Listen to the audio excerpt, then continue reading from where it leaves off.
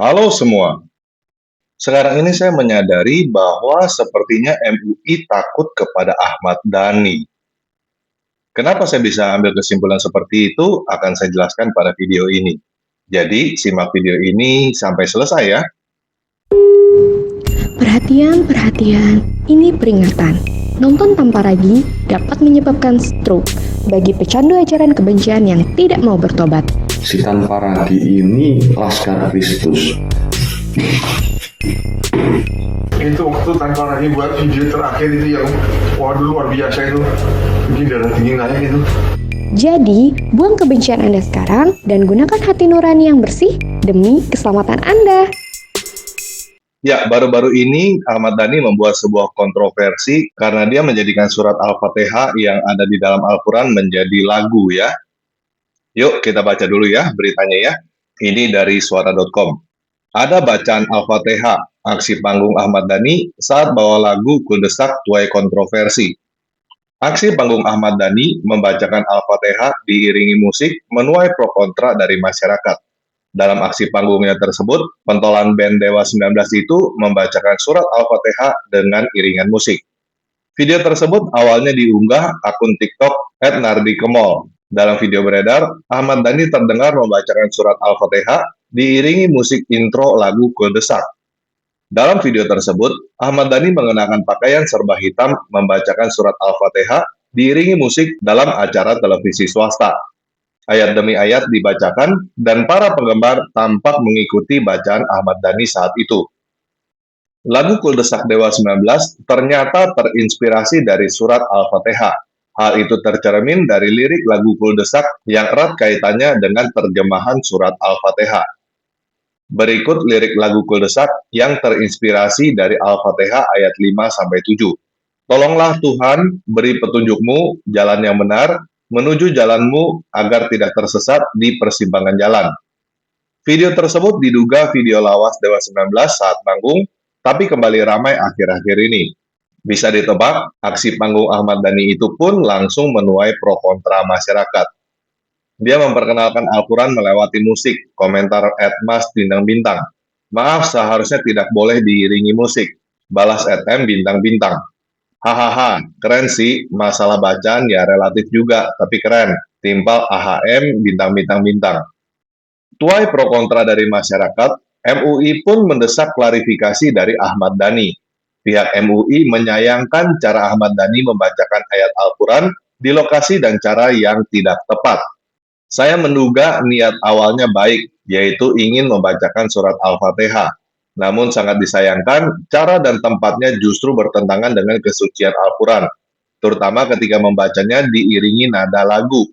Ungkap Ketua Majelis Ulama Indonesia Bidang Seni Budaya dan Peradaban Islam SBPI, KH JJ Zainuddin dalam keterangannya pada Selasa tanggal 1 bulan 10 2024. Kiai JJ menambahkan sudah ada fatwa tegas dari para ulama mengenai masalah ini, termasuk dari Syekh Abdullah bin Baz dan Mufti Darul Ifta Al-Misriyah. Keduanya mengharamkan menjadikan Al-Quran sebagai lagu yang diiringi musik atau dinyanyikan dengan nada musik. Ia menekankan bahwa Ahmad Dhani seharusnya mengklarifikasi dan meminta maaf, sebab tindakan tersebut dapat diartikan sebagai penistaan terhadap Al-Quran. Semoga dari kejadian ini, pelaku menyadari kesalahannya dan memperbaiki diri agar tidak menimbulkan ketersinggungan dan kontroversi di kalangan umat Islam, tegasnya. Hingga saat ini, Ahmad Dhani belum memberikan tanggapan terkait videonya yang membacakan Al-Fatihah sebagai aksi panggung. Suami Mulan Jamela itu juga belum memberikan tanggapan atas komentar MUI. Sebagai informasi, sebagai pencipta lagu, Ahmad Dhani mengaku lagu bertajuk Jika Surga dan Neraka Tidak Pernah Ada, satu, serta Kuldesak terinspirasi dari ayat Al-Quran. Ahmad Dhani mengaku hanya mengutip dari beberapa objek yang memang sangat dekat dengan publik. Diakuinya, lagu Jika Surga dan Neraka Tidak Pernah Ada itu dikutip dari Rabi'ah Al-Adawiyah, seorang perempuan penyair sufi. Sementara satu dikutip dari Tausiah Syekh Siti Jenar dan Kuldesak itu dari surat Al-Fatihah. Ya, ini dari gelora.co. Tanggapan MUI soal Ahmad Dhani baca Al-Fatihah diiringi musik. pelanggaran syariat, tanggal 2 Oktober 2024. Pentolan band Dewa, Ahmad Dhani, dinilai telah melanggar syariat Islam karena membaca surat Al-Fatihah diiringi nada musik. Video Ahmad Dhani berdurasi 1 menit 28 detik tersebut viral di media sosial. Ketua Majelis Ulama Indonesia, MUI Bidang Seni Budaya dan Peradaban Islam SBPI, KH.JJ Zainuddin mengingatkan bahwa dalam kesenian jangan sampai melanggar norma-norma syariat, apalagi terjerumus kepada praktek yang bisa dipersepsi dan ditengarai sebagai penodaan dan penistaan kitab suci. Lalu video dengan durasi lebih panjang yang menampilkan seluruh lagu tersebut pun muncul di sejumlah akun YouTube. Ya, jadi jelas ya, bagi MUI, apa yang dilakukan Ahmad Dhani adalah pelanggaran syariat yang bisa dianggap penistaan atau penodaan terhadap Al-Quran. Yuk sekarang kita cari tahu, apa yang MUI lakukan kepada Ahmad Dhani. Ini dari suara.com. MUI tegur Ahmad Dhani yang baca Al-Fatihah diiringi musik. Beresiko jadi penistaan Al-Quran. Ternyata cuma ditegur guys, ya. Ketua Majelis Ulama Indonesia Bidang Seni Budaya dan Peradaban Islam SBPI KH.JJ Zainuddin turut merespon viralnya aksi Ahmad Dhani yang membaca surat Al-Fatihah diiringi nada musik.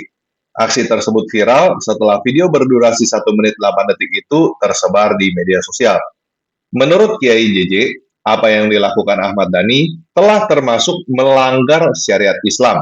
Dia pun mengingatkan, berseni jangan sampai melanggar norma-norma syariat, apalagi terjerumus kepada praktek yang bisa dipersepsi dan ditengarai sebagai penodaan dan penistaan kitab suci.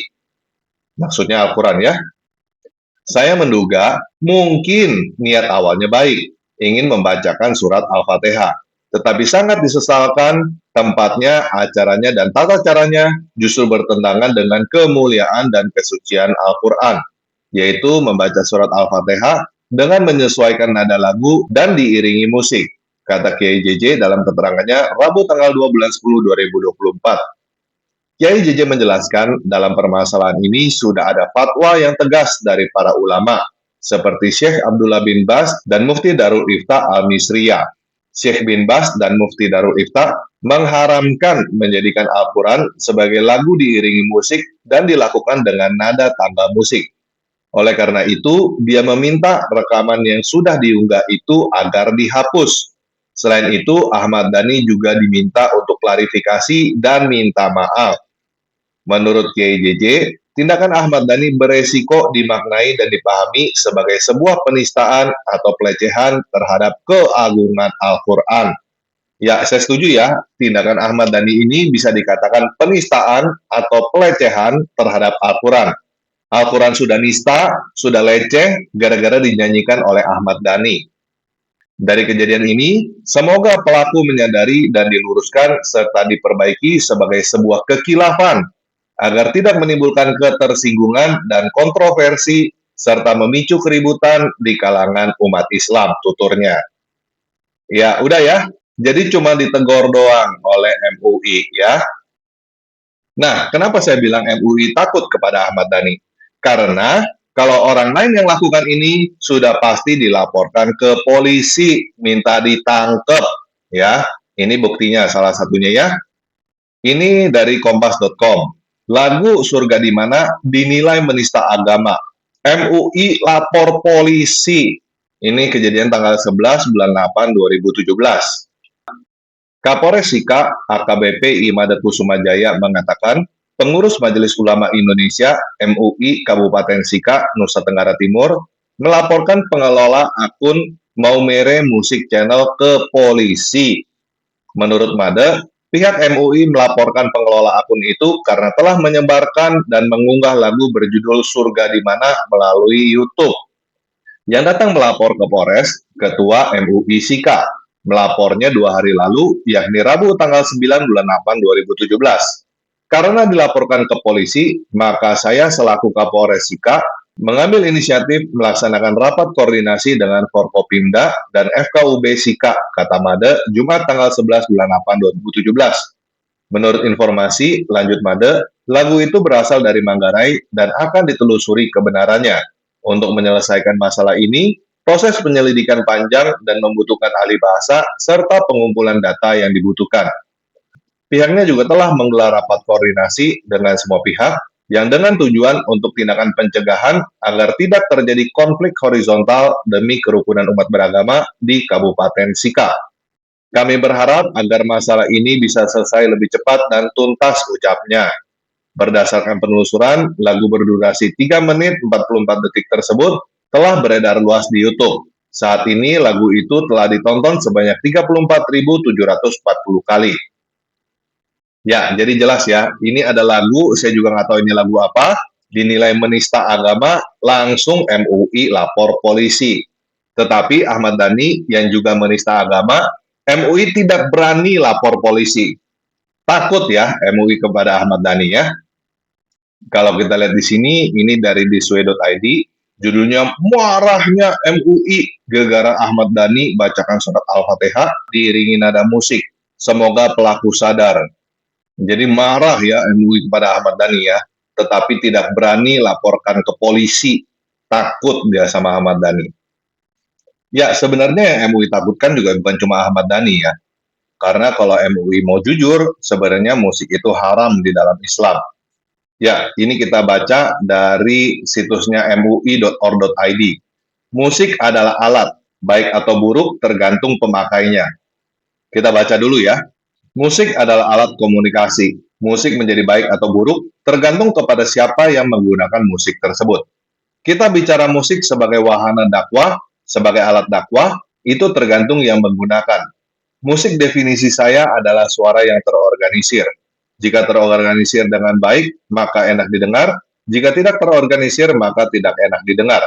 Kata Sambrang Mowo Damar Panuluh atau Noe Leto pada Sabtu tanggal 27 November 2021. Sabrang berbicara soal musik dalam kegiatan workshop seni musik sebagai wahana dakwah profetik yang diselenggarakan oleh Komisi Seni Budaya dan Peradaban Islam Majelis Ulama Indonesia Provinsi Jawa Tengah. Kegiatan ini berpusat di Hotel Gracia Semarang. Lebih lanjut, Sabrang menjelaskan bahwa musik merupakan alat komunikasi. Ia seperti bahasa yang dapat membawa keindahan atau sebaliknya, membawa keburukan. Apakah musik bisa membawa ke arah keburukan? Jawabannya bisa. Menurut Sabrang, musik punya gaya tertentu. Musik juga bukan objek yang dapat dipertanggungjawabkan untuk menilai aspek baik buruknya.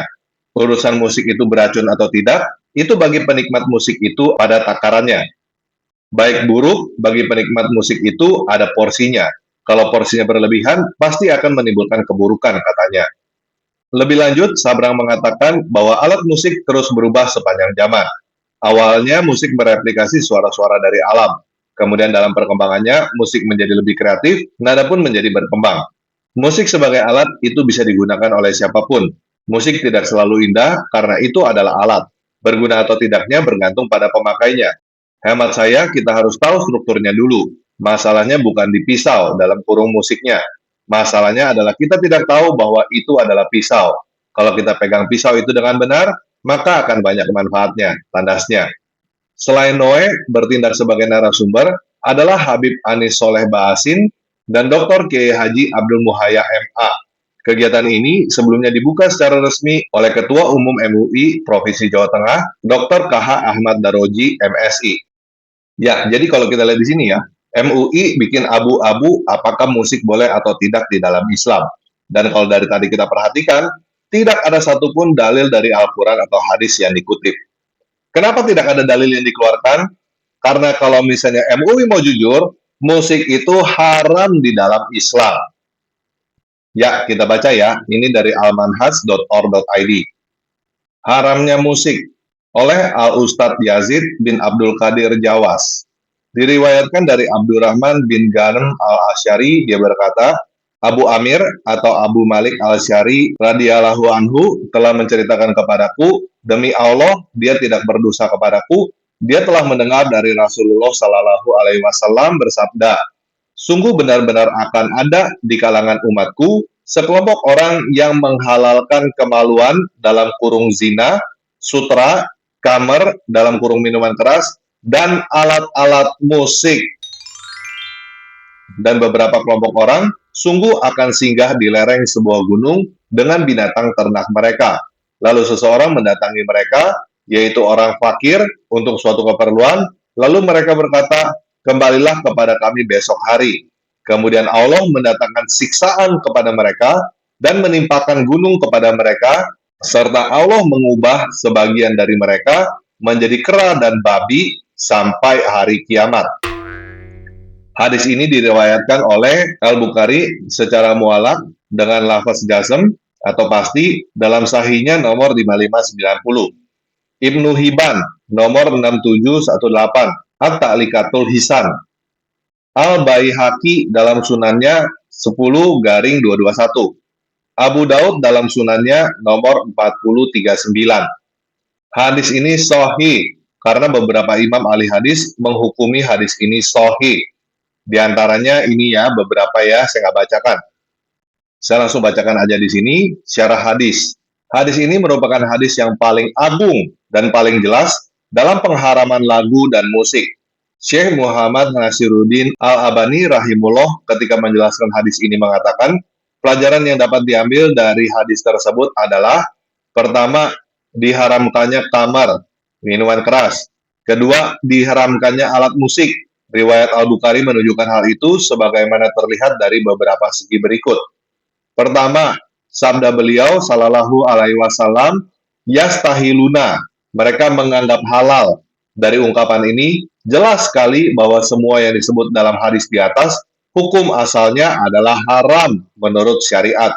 Dan di antara yang disebut dalam hadis tersebut adalah alat-alat musik yang kemudian dihalalkan oleh sekelompok orang. Yang kedua, haramnya musik diiringi dengan sesuatu yang sudah pasti keharamannya, yaitu zina dan kamar. Kalaulah alat-alat musik itu tidak haram, tentunya tidak akan diiringi dengan penyebutan zina dan kamar, insya Allah. Ketiga, bahwa Allah Azza wa Jalla akan menyiksa sebagian orang fasik dengan siksaan yang konkret di dunia, yakni akan diubah bentuk mereka, kemudian akal mereka seperti binatang ternak. Ya, ini penjelasan dari para sahabat tentang haramnya lagu dan musik. Abdullah bin Umar radhiyallahu anhuma wafat tahun 73 Hijriah. Beliau radhiyallahu anhuma pernah melewati sekelompok orang yang sedang melakukan ihram dan di antara mereka ada seseorang yang bernyanyi. Maka beliau radhiyallahu anhuma berkata, "Ingatlah, semoga Allah tidak mendengarkan doa-doa kamu." Ya, jadi Abdullah bin Umar berkata, semoga Allah tidak mendengarkan doanya Ahmad Dhani ya. Abdullah bin Abbas radhiyallahu anhuma wafat tahun 68 Hijriah. Beliau berkata, rebana haram, al-ma'avis, alat-alat musik haram, al-kubah, beduk atau gendang dan sejenisnya haram, dan seruling haram. Oke, jadi jelas bahwa sebenarnya musik itu haram di dalam Islam. Apa yang dilakukan oleh Ahmad Dhani adalah sesuatu yang haram. Tetapi MUI tidak berani untuk bilang. Kenapa MUI tidak berani bilang bahwa musik itu haram? Karena masyarakat Indonesia suka dengan musik. Dan masyarakat Indonesia sebenarnya itu bukan beragama Islam. Jadi MUI masih belum berani. Sebenarnya MUI tahu bahwa musik itu haram, tapi nggak berani ngomong. Saya cukup yakin kalau banyak orang-orang fanatik Islam di Indonesia, MUI pasti akan mengeluarkan fatwa musik itu haram. Ya, jadi sekarang kita bisa paham ya, kenapa MUI takut dengan Ahmad Dhani. Ya, karena di hadis ini dikatakan, kemudian Allah mendatangkan siksaan kepada mereka dan menimpakan gunung kepada mereka, serta Allah mengubah sebagian mereka menjadi kera dan babi sampai hari kiamat. Sekarang kita tungguin ya, apakah Allah mampu mengubah Ahmad Dhani menjadi kera atau babi. Oke, sekian video kali ini. Yesus Kristus memberkati. Walau burung beo yang tak sadar beku, bangga sampai mati, hafal tanpa ngerti. Matahari masuk lumpur, mani keluar dari sumbi. Empat ini anak angkat, babi haram babu halal. Halo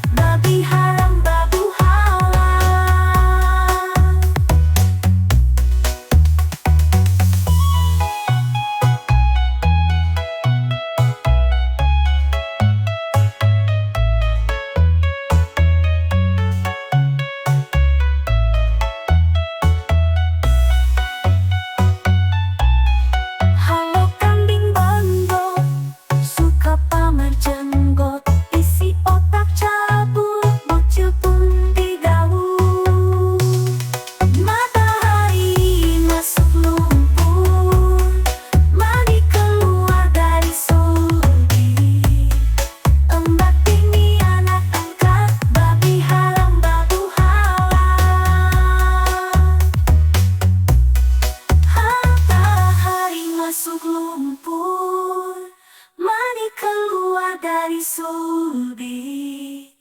Empat bini anak angkat, babi harap